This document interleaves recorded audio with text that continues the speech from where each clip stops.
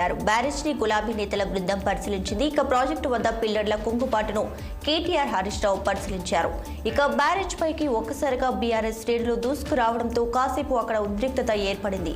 పోలీసులు వారిని అడ్డుకుని గేట్లు మూసివేశారు. ఈ నేపథ్యంలో ఇరు వర్గాల మధ్య తోపులాట జరగడంతో టెన్షన్ వాతావరణం నెలకొంది. ఇక కాళేశ్వరం ప్రాజెక్టులో భాగమైన మేడిగడ్డ వద్ద కేటీఆర్ మాట్లాడుతూ చిన్న సమస్యను భూతద్దంలో పెట్టి పెద్దదిగా చూపిస్తున్నారంటూ ధ్వజమెత్తారు. బ్యారేజ్ కి రిపేర్ చేయించాలని, తమపై కోపంతో రైతులకు నష్టం చేయవద్దని కేటీఆర్ కోరారు.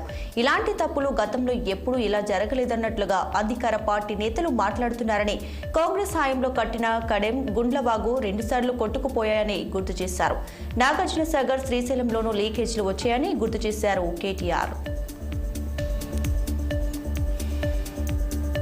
Indian air force flight landing సమస్యపై ఉత్కంఠ వీడింది. ఎట్టకేలకు విమానం బేగంపేట ఎయిర్పోర్ట్లో సేఫ్గా ల్యాండ్ అయింది.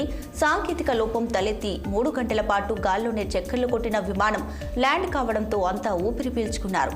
హైడ్రోలిక్ వీల్స్ ఓపెన్ కాకపోవడంతో హాఫ్ వీల్స్ తోనే ఎయిర్పోర్ట్లో ఫ్లైట్ ల్యాండ్ అయింది. విమానంలో ఉన్న సిబ్బంది సహా మొత్తం 15 మంది ప్రయాణికులు సేఫ్గా ల్యాండ్ అయ్యారు.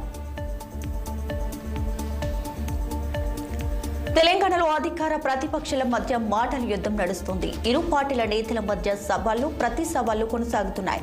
ఇటీవల సీఎం రేవంత్ రెడ్డిపై కేటీఆర్ చేసిన కామెంట్స్ పై కాంగ్రెస్ నేతలు మండిపడుతున్నారు. తాజాగా మంత్రి కోమటిరెడ్డి వెంకటరెడ్డి కేటీఆర్ కు ప్రతి సవాల్ విసిరారు. తాను నల్గొండలో రిజైన్ చేస్తానని, కేటీఆర్ సైతం రిజైన్ చేసి సిరిసిల్ల సెగ్మెంట్ లో తనపై పోటీకి సిద్ధమా అంటూ ఛాలెంజ్ చేశారు. తాను సిరిసిల్లలో పోటీ చేసి గెలుస్తానని, కారు షెడ్డు మూసుకుంటారా అంటూ ఎద్దేవా చేశారు. ఇక కేటీఆర్ ఓడిపోతే పార్టీ క్లోజ్ చేశారని కేసీఆర్ ప్రకటన చేస్తారా అంటూ ఆయన్ని సూటిగా ప్రశ్నించారు. తాను సిరిసిల్లలో ఓడిపోతే రాజకీయాల నుంచి తప్పుకుంటానన్నారు. సిరిసిల్లలో కేటీఆర్ 200 కోట్ల రూపాయలు ఖర్చు చేసి కేవలం 30,000 మెజార్టీతో గెలిచాడని, అలా జరిగితే తాను రాజీనామా చేసేవాడినంటూ ఎద్దేవా చేశారు వెంకటరెడ్డి.